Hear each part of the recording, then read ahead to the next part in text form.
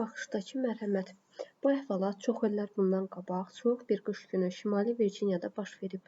Qoca bir kişi çayın qırağında oturub qalmışdı və gözləyirdi ki, onu görsün onu o bir sahilə kim keçirə bilər.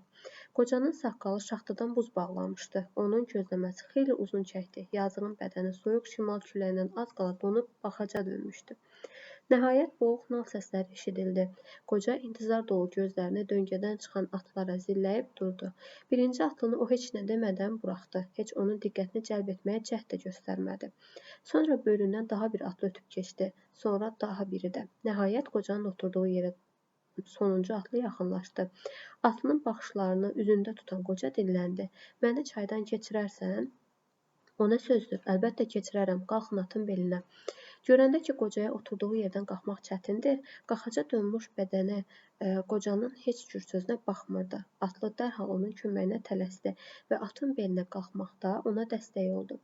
Özü də qocanı təkcə çaydan keçirtməklə kifayətlənmədi, həm də bir neçə mil arada olan evinə aparıb düşürtdü.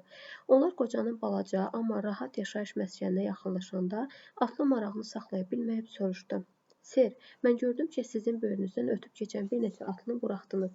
Heç onlara adi bir işarə də vermədiniz. Xahiş da etmədiniz ki, sizi aparsınlar. Sadəcə mənə müraciət etdiniz. Niyə? Mən dünyada bəs deyincə yaşamışam. Adamları da pis tanımıram. O biri yolçuların gözlərinə baxanda başa düşdüm ki, onların heç vecinə də deyiləm. Sənin gözlərində isə mərhəmət və canayanlıq işarəsi vardı. Deyilənlər atlını dərindən sarsıtdı. Bu isti sözlərə görə mən sizə təşəkkür edirəm, deyə o qocaya minnətdarlığını bildirdi. Ümid edirəm, öz şəxsi işlərimə heç vaxt o dərəcədə aludə olmayacağam ki, ehtiyacı olanlara qayğı göstərə bilməyim. Bu sözləri söyləyəndən sonra Thomas Jefferson atının başını geri döndərdi və Ağ evə gedən yoluna davam elədi. Mətnə aid olmayan fikri müəyyən edin. Xeyirxah atlı qocanı çaydan keçirməklə kifayətlənmədi. Düzdür. Əvvəlki atlılar qocanı veclərinə almamışdılar. Doğrudur. Qocanı atının tərkinə alan dövrünün ABŞ prezidenti Thomas Jefferson idi. Sonuncu atlı yüksək insani keyfiyyətlərə malik idi. Doğrudur. Qoca sonuncu atlıdan kömək istədi. Doğrudur. Burada C variantı olar. Çünki biz burada dövrünün prezidenti ilə bağlı bir məlumat görmürük. Ona görə C variantı. Mətndə tünd qara hərflərlə verilən ifadənin mənasını müəyyənləşdirin. Deməli, tünd qara hərflərlə verilən canayananlıq sözüdür.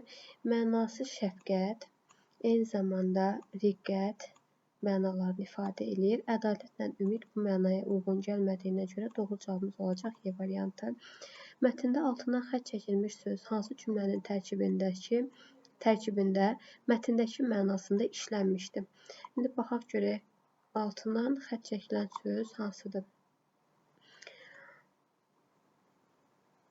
Sarsıtdı. Deyilənlər atlını dərindən sarsıtdı.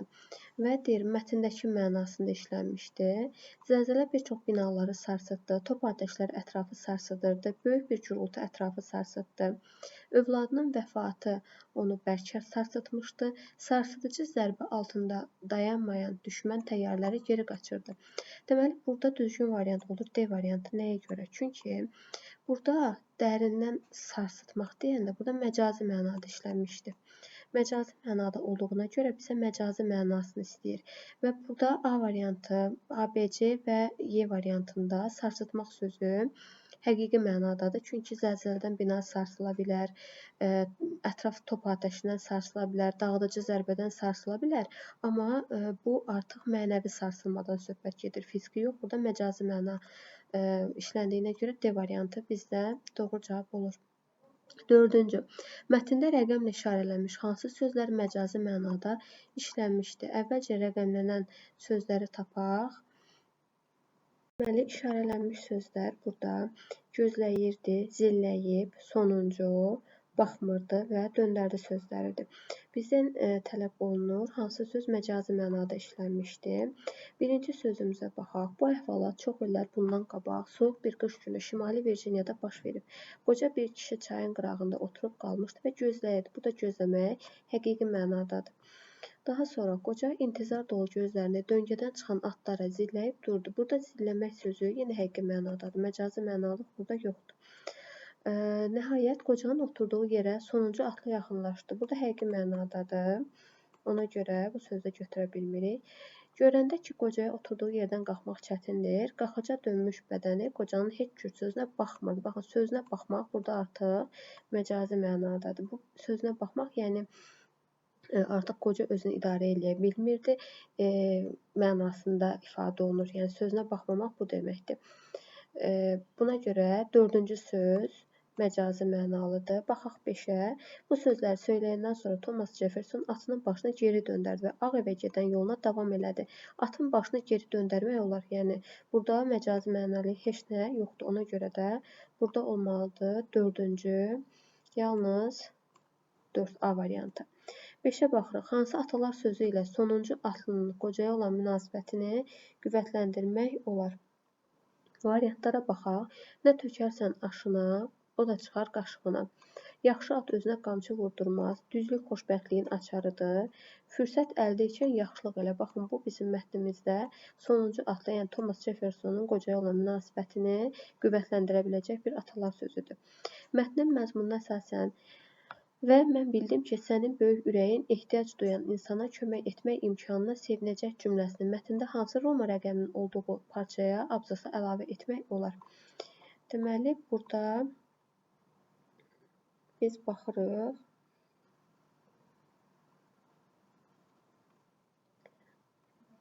Baxaq indi. Burada deməli, cümləyə bir daha təkrarən baxaq. Cümlədə bizə nə dedi? Və mən bildim ki, sənin böyük ürəyin ehtiyac duyan insana kömək etmək imkanına sevinəcək. Roma rəqəminin olduğu parçaya əlavə etmək mümkündür. Deməli, baxırıq bu zaman mətnə. Mətndə baxaq. Belə bir hissə burada dördüncüdədir. Mən dünyada bəsləyincə yaşamışam. Adamları pis tanımıram. O biri yolçuların gözlərinə baxanda başa düşdüm ki, onların heç vecinə də deyiləm. Sənin gözlərində isə mərhəmət və canayananlığın işarəsi var. Baxın, bunun ardına həmin cümləni əlavə eləmək olar. Deməli, bu neçənci abzasdır? Dördüncü abzas və doğru cavabımız burada olur. Y variantı. Mətnin tərkib hissələrinə uyğun planın pozulduğu variantı müəyyən edin. Deməli, baxışdakı mərhəmət giriş hissə, mərhəmətli atlı əsas hissə, atlının təşəkkürü nəticə hissəsi, gözlənilən atlı əsas hissə, soyuqdan donan qoca giriş hissə. Biz baxaq burada əvvəlcə həmin hissələrə. Deməli, baxın, bu hissə bizim olur giriş hissəmiz. Bu hissə olur nəticə.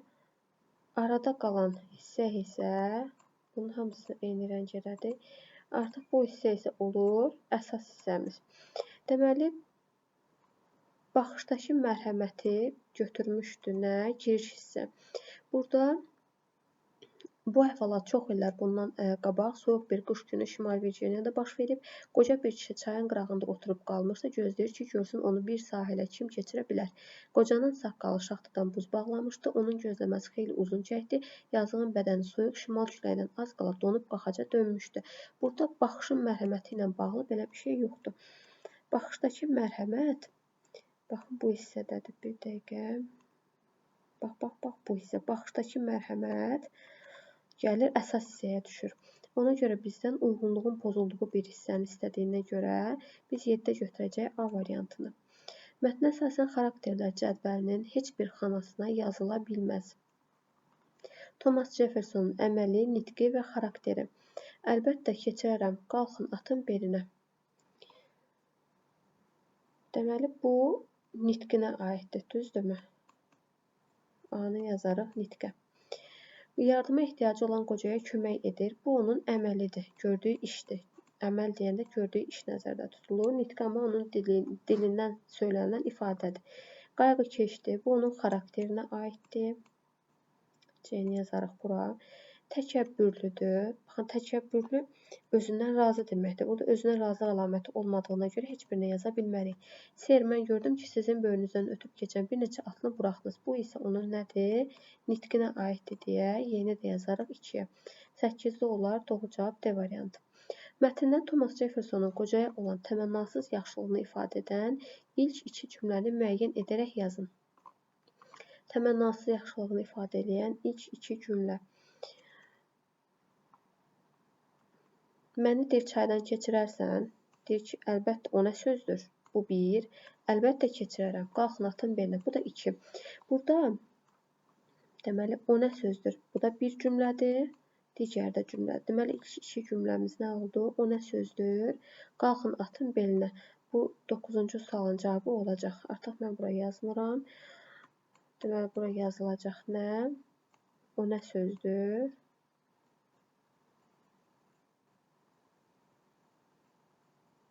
Qalxın atın belinə. Ardını da tamamlayırsınız. Mötərizə daxilində verilmiş cümlədə məcazi mənada olan sözü mətndəkindən fərqli mənada cümlədə işlədib yazın. Mətnin daxilində verilən məcazi mənada olan sözü mötərizə içərisində verilən, mətn daxilində olan sözü tapaq. Bir dəqiqə.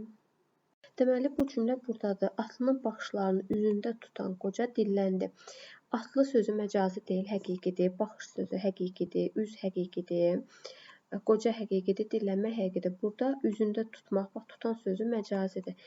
Bunu biz cümlədə məcazi mənada işlənib, məcazinin əksi, yəni həqiqi mənada işlənən cümlələrdə istifadə etməliyik. Məsələn, tutmaq sözünü əvvəl bura məcazi mənalı olan sözümüzü yazırıq. Nə olmalıdır? Tutan. Məsələn, demək olar ki, tutaq pişiyi tutdu. Məsələn, uşaq pişiyi tutdu. Və yaxud da deyə bilərik ki, o onun əlini tutdu. Bu kimi mənalarda işlətmək mümkündür. Belə.